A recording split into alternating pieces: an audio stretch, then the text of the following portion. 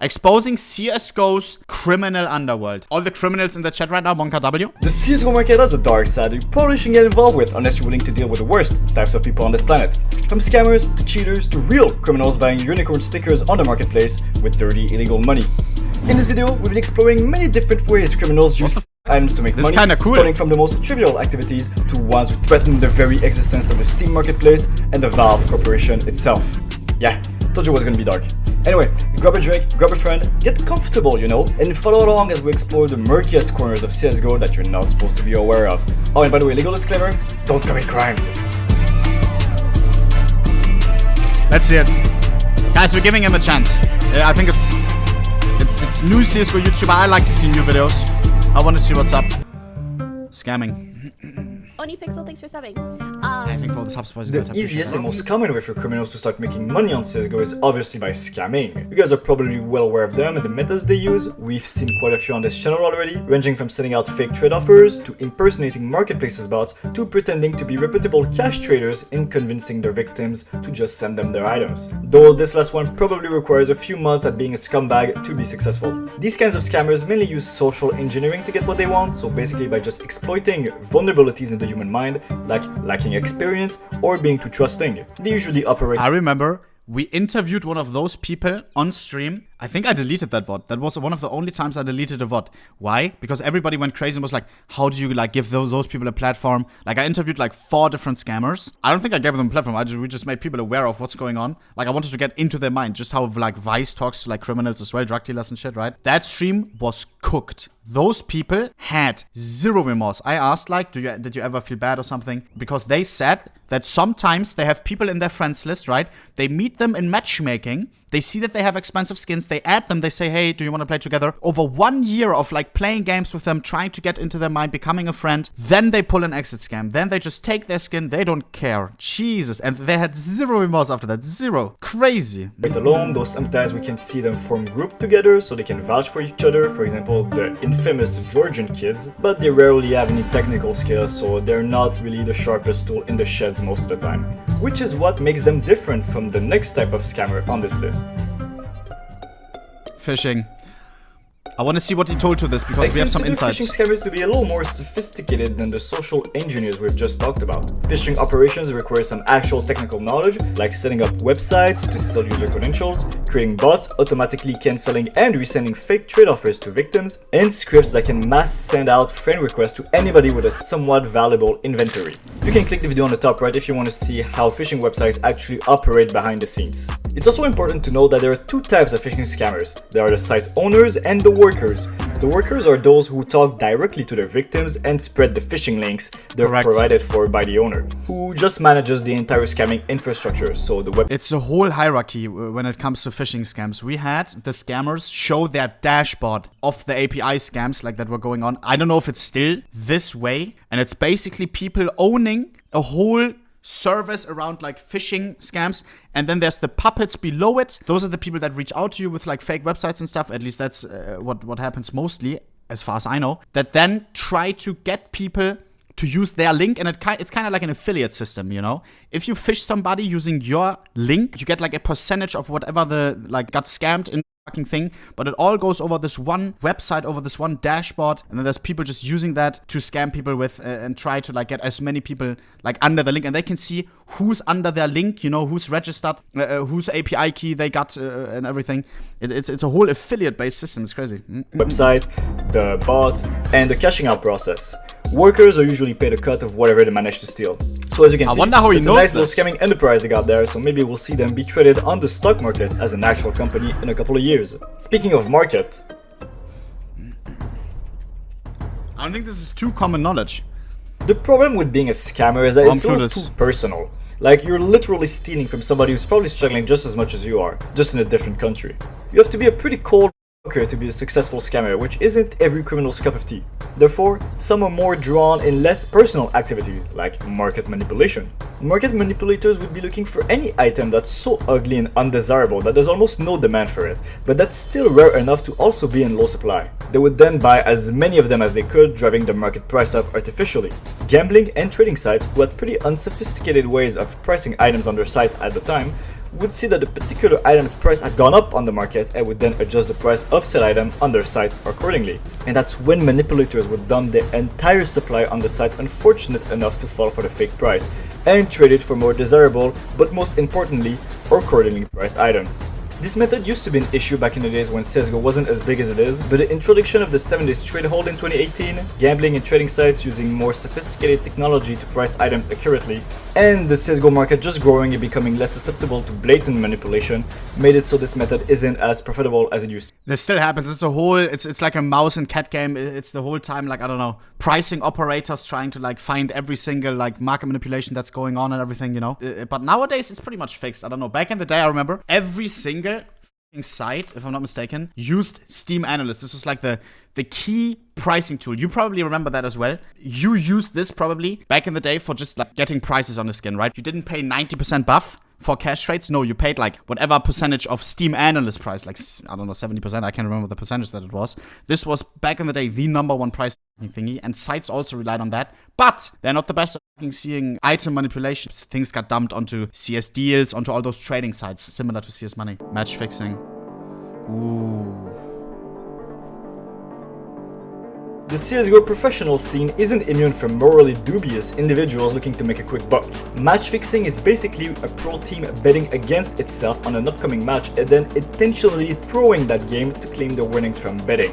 The biggest match fixing scandal in the history of CSGO is, as you may know, the iBuyPower vs NetCodeGuides match, where members from the iBuyPower team intentionally threw a match they were extremely favored to win, so they could win the bets they had placed against. I wonder how many more match fixes or bigger match fixes, like with bigger returns, are undiscovered. There must be so many. The IBP one wasn't even that big, was it? How much did they make? I don't think it was that much.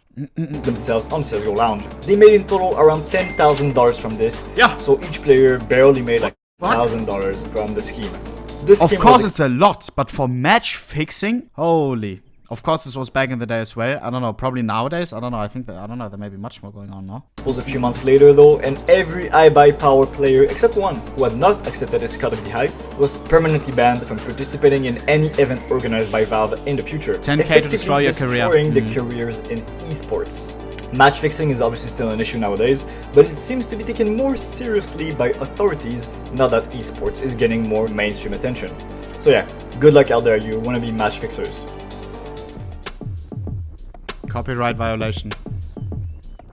For those of you who weren't aware, skins aren't designed by Valve employees, they're made by the community. If you create a skin design and upload it on the workshop, and Valve chooses to add it in their next case, you'll get a cut of the sales your skin generates on the market, which can be pretty significant if people really like it. While this process is pretty good for artists to make money off of the creation, it can also be abused by dishonest actors. For example, why do you think the Howl is the only skin in the game with a contraband quality? Well, that's because the original design was stolen. Yep, look at this. Here's what the Howl skin looks like today, and here's what it looked like originally. So bad. You can see there's a clear difference between the two. The original design was first uploaded on DeviantArt, and some random ass dude named Owzy just saw it and decided to download it before putting it on his skin with the help of an innocent skin designer without giving the original artist any credit. So yeah, Owzy was indeed ahead of the NFT trend. I love how he also just put it as his profile picture.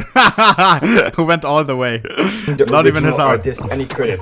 So yeah, Owzy was indeed ahead of the NFT trend. Good for him. So proud This of skin it. design was unfortunately chosen to be a covert skin in the Huntsman case, and Owzy was now able to receive money for stealing somebody else's work.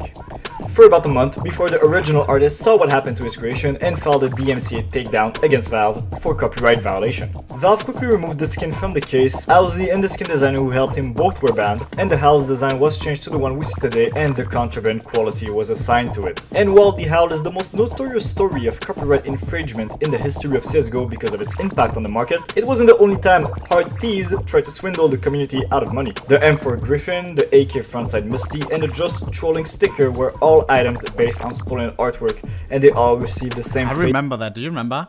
The P250 Mendy incident, when everybody went crazy, I think after Max Skillet released a video of how the P250 Mendy may get like contraband or something because this art is like, I don't know, like it's something as well. It's used somewhere else or whatever. And people said, oh yeah, this is not like the OG artwork of the guy who submitted it. Bro, it went crazy in price back in the day.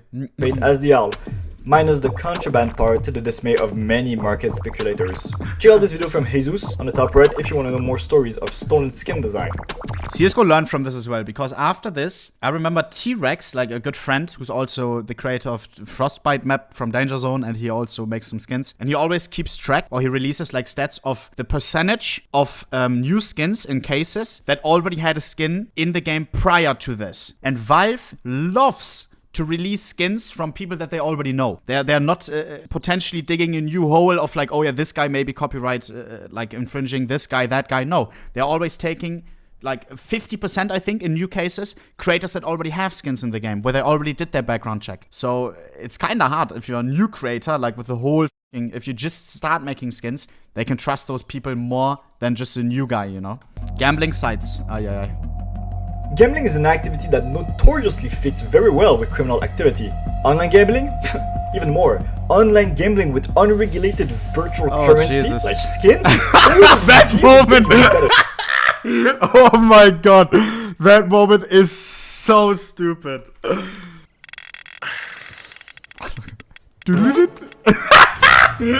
Bro, absolute brain rot. The whole chat just goes Lemao, what the f, lol.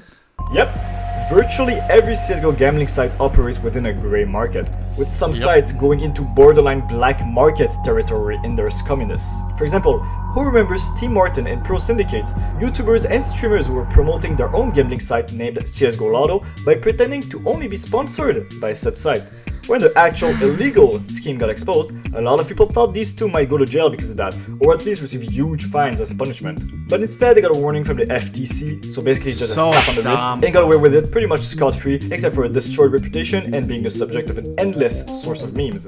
Some other gambling sites on the other hand were just— Why the f did they not get charged? That is crazy to me still. They're just doing YouTube now like nothing happened, right? And other people as well. Yeah, bro, his YouTube is still doing well for everything that happened, right? complete and utter scams. For example, CSGO Wild, which was exposed for having a fake, provably fair system to generate bet outcomes, and was using undercover bots to win bets against their own users, so effectively straight up stealing from them. When the scam was exposed on Twitter, the site got shut down pretty much immediately, stealing everyone's balance in the process, obviously, and it never reopened again.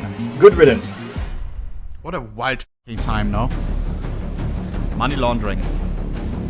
This kind of criminal activity is probably the most severe out of everything we've seen so far.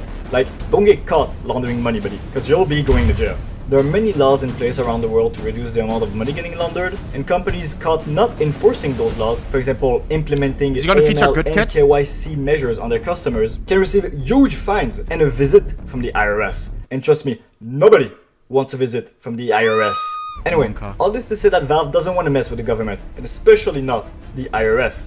And so, they're ready and willing to take drastic measures to reduce the amount of money laundering going on the Steam community market. So when they see a huge amount of people creating Steam accounts and buying huge amounts of CSGO keys with stolen credit card information in order to resell them, and let Valve deal with the chargebacks after that, they ain't too happy about it, and they're gonna do something to stop that. In 2019, for example, Valve permanently suspended the buying, selling, and trading of CSGO keys on the market in between traders. Just like that, out of nowhere. And I shit you not, this is what Valve said to explain this sudden decision. Worldwide fraud networks have recently shifted to using CSGO keys to liquidate their gains. At this point, nearly all key purchases that end up being traded or sold on the marketplace are believed to be fraud sourced. Nearly all keys sold on the market came from credit card fraud, they said. Sheesh. I remember back in the days when I wanted to open some cases, I'd always buy them from the market and not from Valve directly, because they were somehow cheaper on the market, even though there was an intermediary between me and Valve. And like, even at the time when I was a dumbass, I didn't understand like the economics behind it. Yeah, but I guess that we now know why. This was a good video. WL, I'll give it a like, I'll give it a comment. He knew what he was talking about. That was good. That was good.